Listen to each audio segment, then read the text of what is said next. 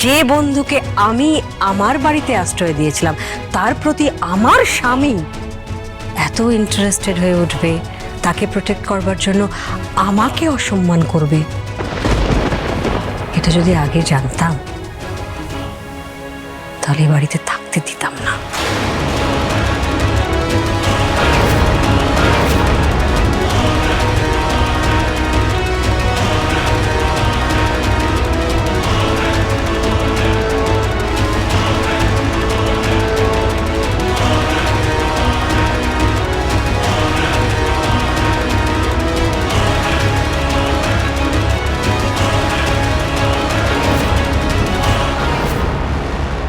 ও দয়া দাক্ষিণ দেখি আমাকে নিয়ে এসেছিলি তো, সেই জন্য যত পারছিস অপমান করছিস। ঋতুজা, এরপর তো আমি আর এই বাড়ি থেকে বেরোবই না, কিছুতেই না। আর অখিলেশকেও ছাড়বো না। যদি এই বাড়ি থেকে কাউকে বেরোতে হয় তাহলে সেটা তোকে বেরোতে হবে, তোকে।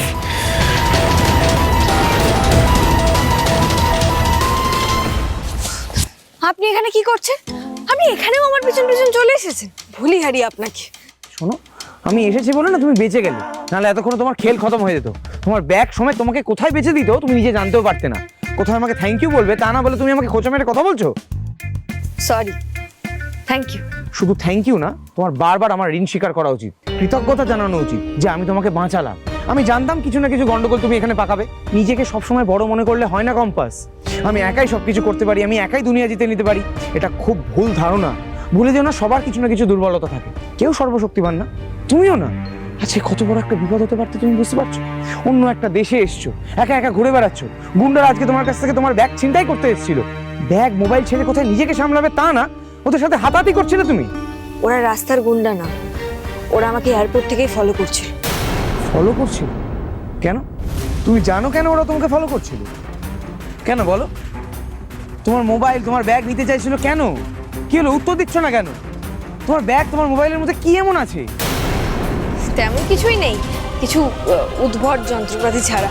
আসলে যেই লোকটা ওদেরকে এইসব করতে বলেছে তার কাছে ঠিকঠাক ইনফরমেশন নেই, নিজেই জানে না কোনটা ঠিক কোনটা ভুল, যে একবারে কনফিউজড। তুমি আমায় কেন কনফিউজ করছো? কোন লোকটার কথা বলছো? হেয়ালি করো না, প্লিজ বলো কোন লোকটার কথা বলছো। আপনাকে আমি সব বলবো, কিন্তু এখন না, কিছুদিন পরে। আর এক সপ্তাহ পরেই আমি আপনাকে আপনার সমস্ত প্রশ্নের উত্তর দিতে পারবো, কিন্তু এটার জন্য আমার আপনার কাছ থেকে আর একটা সপ্তাহ টাইম চাই। তুমি না, এখন আপনি কোথায় যাবেন? আমার তো এখানে কাজ কমপ্লিট, তাহলে তো কলকাতায় ফিরতে হবে। এবার মা বলছিল কালকে বাড়িতে পুজো আছে, আপনাকেও কিন্তু থাকতে হবে। আমাদের যে গন্ডগোলের বিয়েটা হয়েছিল সেই গন্ডগোলটা কাটানোর জন্যই পুজোটা করা হচ্ছে। যদিও পুজো করে কোনো লাভ নেই, তাও পুজোতে থাকতে তো ভালোই লাগে। কি যাবেন তাহলে বাড়িতে? চুপ চুপ চুপ চুপ চুপ। একবার কথা বলতে শুরু করলে না তুমি থামো না। রাত্রিবেলা আর কোনো ফ্লাইট পাওয়া যাবে না, আমাদেরকে সকালবেলা ফ্লাইটে ফিরতে হবে। মা তোমাকে একটা থাকার জায়গা করে দিয়েছে না, কোথায় সেটা? চলো নিয়ে চলো আমাকে।